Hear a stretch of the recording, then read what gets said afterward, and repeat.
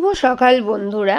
আজকে যেহেতু রবিবার, আরও একটা সকালের শুভেচ্ছা। আর আমার ছোট্ট ফ্যামিলি আর ছোট্ট সংসারের যা খুঁটিনাটি সেগুলোই তোমাদের সঙ্গে তুলে ধরি।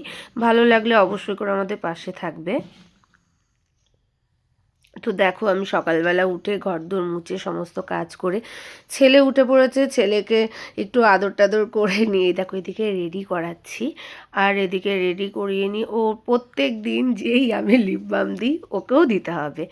তো ও তাই করছে, লিপ বাম দিচ্ছে। আর এদিকে ছোটোবাবু আমার এই মাত্র উঠলে, ওকে রেডি করিয়ে দেখো গোপালকে সকালবেলা তুলে রেডি করিয়ে গোপালকে খেতে দিই। এবার আমি যাচ্ছি আমার রান্নাঘর, আমার সারাদিন যেখানে কাটে সেই কাজে চলে এসেছি। প্রত্যেকটা মহিলারই যা হয়। এদিকে দেখো গাজর টাজর কেটে নিয়েছি, ছেলের খাবার করব।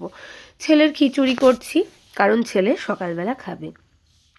আর আমাদের মধ্যবিত্ত ফ্যামিলি বলো আর হাইফাই ফ্যামিলি বলো, জানি না, আমার মনে হয় প্রত্যেকটা মহিলারই সকালবেলা উঠে এই কাজ রান্না করতে হবে, ছেলে খাওয়াতে হবে, তার সঙ্গে নিজেকে যত্ন নিতে হবে।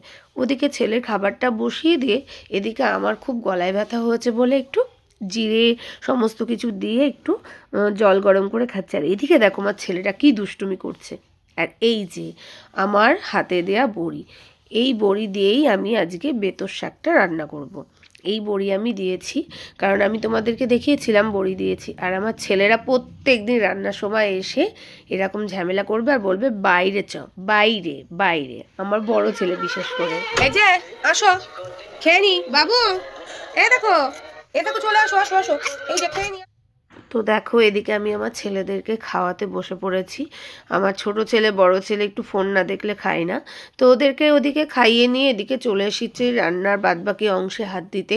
এদিকে ভাতটা বসিয়ে দিলাম। আর মাঝে মাঝে না গ্যাসটা খুব জ্বালাতন করে, তবু আমাদের তো করতেই হবে। আর দেখো কি বড় বড় আলু মাংসে দেবো, তা এই আলুটাকে এইভাবেই কাটছি, কেটে একটু ছোট ছোট করে নিচ্ছি। আর আজকে রান্না করব চিকেন, যেহেতু রবিবার। তো আমার ছেলেদেরকে অ্যাকচুয়ালি চিকেন ধুয়ে দিলেই খেয়ে নেবে। অন্যান্য দিন দিই ওদের আলাদা করে রান্না করে, কিন্তু আজকে আর পারছি না।